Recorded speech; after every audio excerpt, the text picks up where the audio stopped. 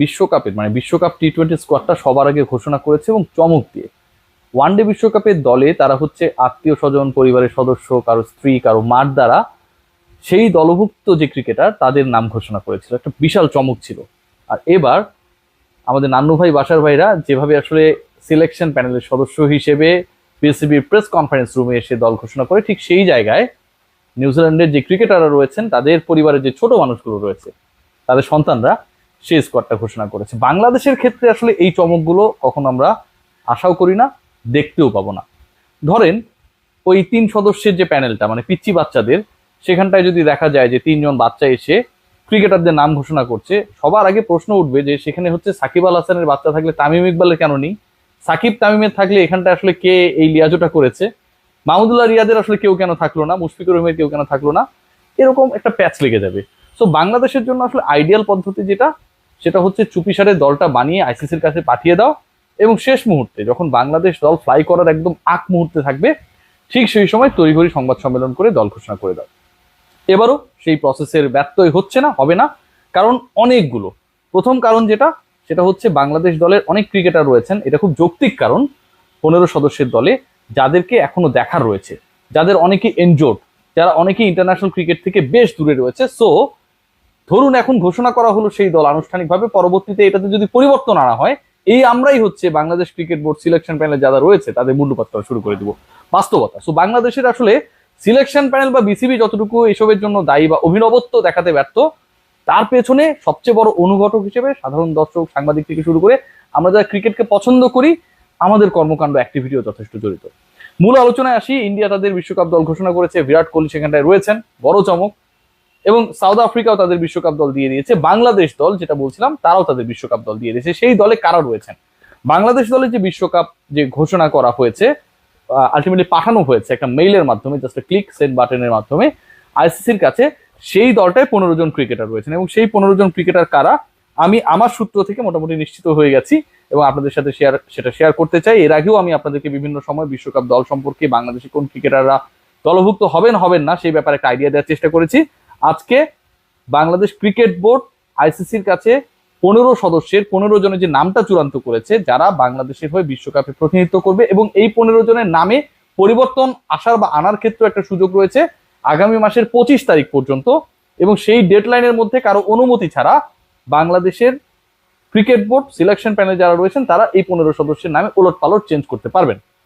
জানিয়ে রাখি, যেই 15 জন যাচ্ছেন এবং যেই 3 জন বাদ পড়েছেন, যেহেতু 3 জন ক্রিকেটার ঢুকবেন, সাকিব, মুস্তাফিজ এবং আমাদের সৌম্য সরকার, সেই পার্টিকুলার 3 জন ক্রিকেটারের জায়গা করে দিতে যেই 3 জন বাদ পড়ছেন বা পড়েছেন, সবাই হচ্ছেন ব্যাকআপ। মানে কেউই হচ্ছে মূল স্কোয়াডের বা মূল 11-এর অথবা খেলতেই পারেন এইরকম টাইপের খেলোয়াড় না। সবাই কোনো না কোনো রোলে জাতীয় দলভুক্ত হয়েছেন বা লিস্টে এসেছেন 17 জন 15 জনের ব্যাকআপ হিসেবে। লিটন কুমার দাস বিশ্বকাপে যাচ্ছেন, আমি একে একে নামগুলো আপনাদেরকে বলতে চাই। সৌম্য সরকার তার ওপেনিং পার্টনার, যদিও তার ইনজুরি কনসার্ন রয়েছে, তবে সৌম্য সরকারের ব্যাপারে Bangladesh cricket board selection panel, cricket operations, Nazmul Hasan Papon, captain Shanto, senior cricketer সবাই খুব বেশি আশাবাদী সৌম্য ব্যাক করবে এবং সৌম্যকে প্রয়োজন, এবারে বিশ্বকাপে সৌম্যকে প্রয়োজন, সেই ব্যাপারটা সবাই ফিল করছে। সৌম্য সরকার 15 সদস্যের দলের অন্যতম ক্রিকেটার। ব্যাকআপ ওপেনার হিসেবে তানজিদ হাসান তামিম, 3 জনের নাম চলে গেল।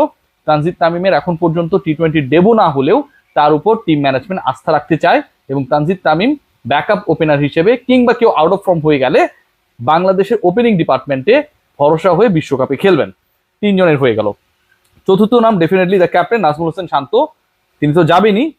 পঞ্চম তাওহিদ হৃদয়, আমি একটু মানে সিরিয়াল অনুযায়ী বলার চেষ্টা করছি, তাওহিদ হৃদয়। এবং ষষ্ঠ নাম সাকিব আল হাসান, বাংলাদেশের টি-20 ক্রিকেটের সবচেয়ে বড় ব্র্যান্ড, বাংলাদেশের সব ফরম্যাটের ক্রিকেটের সবচেয়ে বড় brand, global brand Shakib Al Hasan. এবং সাকিবকে নিয়ে অনেক আলোচনা হচ্ছে। বিশ্বকাপের দলটা যেদিন আইসিসির কাছে পাঠানো হয়েছে, জায়েদ খানের মোবাইল সাকিব হচ্ছে সেদিন হচ্ছে কোন একটা সুইমিং পুলে ফেলে দিয়েছে, 4 সেকেন্ড একটা ভিডিও ভাইরাল হয়েছে এবং এটা নিয়েও একটা কাহিনী হবে সামনে, জায়েদ খান ঝাঁপ দিল কিনা সুইমিং পুলে বা ফোনটা কোন ব্র্যান্ডের ছিল সেটাই নিশ্চয়ই আলোচনায় আসবে। মাহমুদুল্লাহ রিয়াদ 7ম মেম্বার, মাহমুদুল্লাহ রিয়াদ বিশ্বকাপে যাচ্ছে, প্রথম আলো রিপোর্ট করেছে অনলাইনে, definitely it's a good report or true report. Zakir Ali Anik 8ম মেম্বার, সবাই ব্যাটার, আমি যাদের সিরিয়ালটা বলছি। 9ম ক্রিকেটার হিসেবে বা দলভুক্ত যিনি হয়েছেন, মানে 8 জন ব্যাটসম্যান কনফার্ম। হ্যাঁ, বাংলাদেশের 15 সদস্যের দলে 8 জন ব্যাটসম্যান কনফার্ম। পরের যে স্পটগুলো রয়েছে 7টা স্পট, সেখানটায় রিশাদ হোসেন লেগ স্পিনার দলের একমাত্র, এবং 10ম মেম্বার যিনি শেখ মাহাদি হাসান, তিনি হচ্ছেন অফ স্পিনার এবং বিশ্বকাপে তিনি যাবেন, তাকে নিয়েও কোনো ধরনের সংশয় নেই। রিশাদ এবং মাহাদিকে অ্যাড করে এবং সাকিব আল হাসানের নাম যেহেতু আমি আগেই বলেছি, 3 জন স্পিনার দলভুক্ত হয়ে গেলেন। এরপরে যে স্পটগুলো রয়েছে 5টা স্পট, সেই 5টা স্পটে হচ্ছে আপনারা জানেন যে 3টা জায়গায় কারা কারা থাকবেন, তাসকিন, শরীফুল এবং হচ্ছে আমাদের মুস্তাফিজ, এদেরকে নিয়ে কোনো ধরনের ডাউট নেই এবং তারাই রয়েছেন। 11 নম্বরে তাসকিন, 12 নম্বরে শরীফুল এবং 13 নম্বর ক্রিকেটার হিসেবে বাংলাদেশ ক্রিকেট বোর্ড আইসিসির কাছে যে নামগুলো পাঠিয়েছেন, মুস্তাফিজুর রহমানের নামটা রয়েছে। মুস্তাফিজুর রহমান আগামীকাল তার লাস্ট ম্যাচ খেলবেন তার দল সিএসকে, চেন্নাই সুপার কিংসের হয়ে, এবং তারপরে তিনি বাংলাদেশে ব্যাক করবেন, রিহ্যাব করবেন অ্যান্ড দেন জিম্বাবুয়ের বিপক্ষে ঢাকা পর্বে যে 2টা টি20 রয়েছে সেখানটায় খেলবেন। 14 এবং 15 এই জায়গা আসলে খুব ইন্টারেস্টিং একটা জায়গা। মোহাম্মদ সাইফুদ্দিন, তাকে নিয়ে আমরা অনেক এক্সপেকটেশনস করছিলাম, মোহাম্মদ সাইফুদ্দিনের নামটা রয়েছে। মোহাম্মদ সাইফুদ্দিনকে বিশ্বকাপের তালিকাভুক্ত করে আইসিসির কাছে যে মেইল পাঠানো হয়েছে সেখানটায় মোহাম্মদ সাইফুদ্দিনকে রাখা হয়েছে।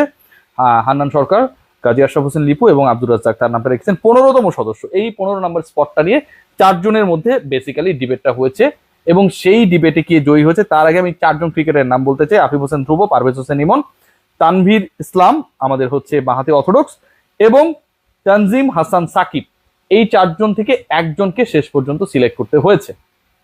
এবং এই সিলেকশন প্রসিডিউরটা নিয়ে বেশ ঝামেলায় পড়তে হয়েছে টিম সিলেকশন কমিটিকে, কারণ হচ্ছে অনেকেই চাইছিলেন যে একজন ব্যাকআপ মিডল অর্ডার ব্যাটার দরকার, সেই জায়গায় আফিফ হোসেন ধ্রুবর নামটা বারবার আসছিল। আবার অনেকেই চাইছিলেন যে আসলে পারভেজ হোসেন ইমন, তিনি তো অন্তত একটা টি20 খেলেছেন, যে জায়গায় তানজিদ তামিম কোনো ম্যাচই খেলেননি এখন পর্যন্ত, টি20 ডেবিউটের না, তাকে বিশ্বকাপের মূল দলে আমরা পাঠিয়ে দিচ্ছি, অথচ ইমনকে আমরা কোনো সুযোগ দিচ্ছি না, এটা নিয়েও একটা ডিবেট ছিল।